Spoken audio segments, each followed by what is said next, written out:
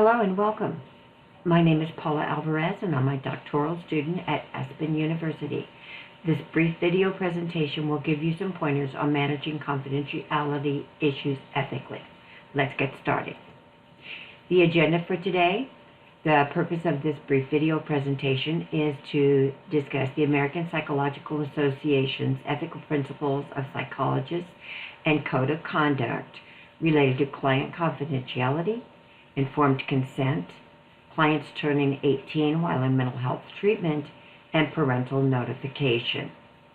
There are risks associated with violating a client's confidentiality. These risks can include, but are not limited to, a complaint to the Licensing Board of Psychology of the state in which treatment is provided, legal actions such as a lawsuit, loss of the therapeutic alliance, and personal or emotional damage to the client.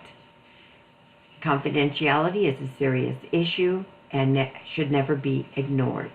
It is imperative that psychologists know and follow the ethical principles of psychologists and code of conduct. Client confidentiality is the legal and ethical requirement for psychologists not to share information whether a client is engaged in therapy or any information about the client. For example, if someone calls and says, have you seen this client? The responder should state, I can neither confirm nor deny that I know that person or that that person is in therapy. Standard 4 of the American Psychological Association, Ethical Principles of Psychologists and Code of Conduct, provides ethical guidelines regarding privacy and confidentiality. According to Standard 4.02, psychologists are required to 1. Explain the applicable limits of confidentiality, and 2. The foreseeable uses of the information generated through their psychological activities, unless it's not feasible in the discussion of confidentiality. Unless it is not feasible, the discussion of confidentiality occurs at the onset of the relationship and thereafter as new circumstances may warrant.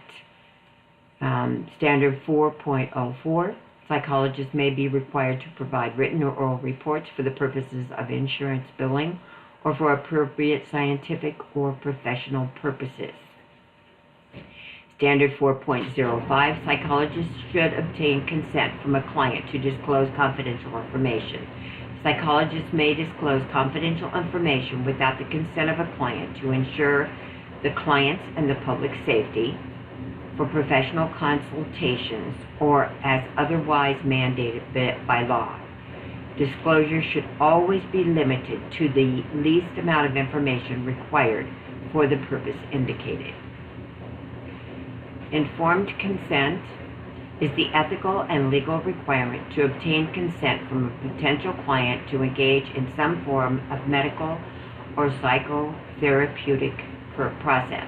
The client must have a clear understanding of the purpose of the treatment. For example, a client coming into therapy will have a clinical assessment prior to engaging in therapy.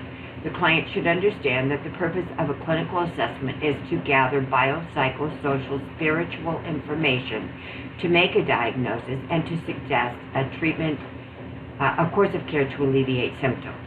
In the United States, all 50 states require legal documentation of informed consent prior to engaging in treatment. Informed consent is based on the fact that all human beings have a right to freedom of choice, autonomy, and human dignity. Although the actual process of informed consent may vary from agency to agency or from psychologist to psychologist, an informed consent for therapy should include the basic concepts of confidentiality, purpose of treatment, general information, consent to receive treatment, and also see the standard 10.01A of the APA ethical principles, that participation in therapy is voluntary, what the therapist's qualifications are, and both the risks and benefits of therapy. For example, many times clients feel worse when they begin therapy because old issues are being brought to their attention, and with time and appropriate interventions, their symptoms should alleviate. Basic concepts of confidentiality and breaches of confidentiality should be carefully outlined.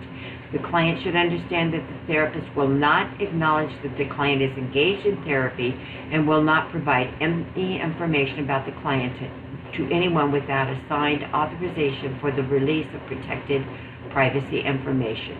The authorization should state to whom the information can be released and what can be released, the length of time the authorization is valid, and a statement that the client can withdraw authorization at any time. Breaches of confidentiality are limited to danger to self or others and mandated reporting of suspected child or elder disabled adult abuse. When a minor turns 18, a minor who is in therapy, although state laws may vary, a minor becomes an adult when he or she turns 18 years old. When psychologists provide treatment to a minor, the parent of the minor must consent to treatment with the exception of minor consent. Minor consent laws were established to accord minors limited autonomy to provide consent for treatment of sensitive and private issues such as pregnancy, sexually transmitted infections, drug, alcohol, or mental health problems. If an adolescent does not meet the state criteria for minor consent treatment, the parents must give consent for treatment.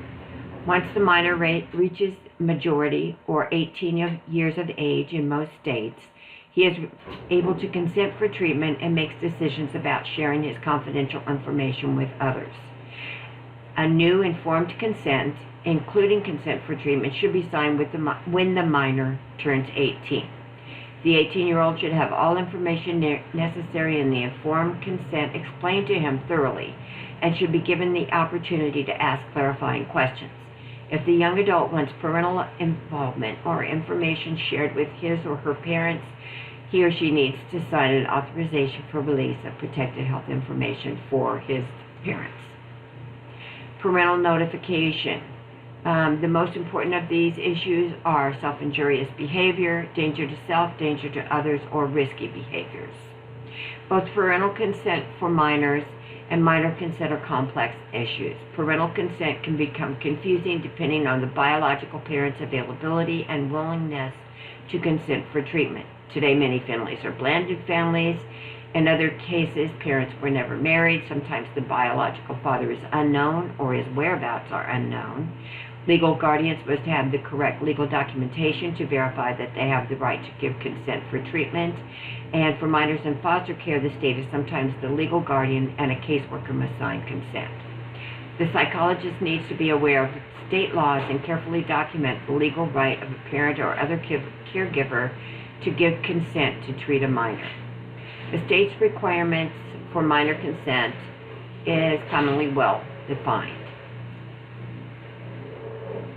The question of confidentiality arises when a minor receiving minor consent of mental health services becomes a danger to him or herself or a danger to others. In the state of Missouri, where I reside, a minor who poses a risk of serious physical harm to himself or others, as evidenced by recent threats, self-harming behaviors, suicidal gestures or attempts, can be involuntarily detained, quote, for involuntary treatment in the least restrictive environment for a period not to exceed 90 days or for outpatient detention and treatment under the supervision of a mental health program in the least restrictive environment for a period not to exceed 180 days.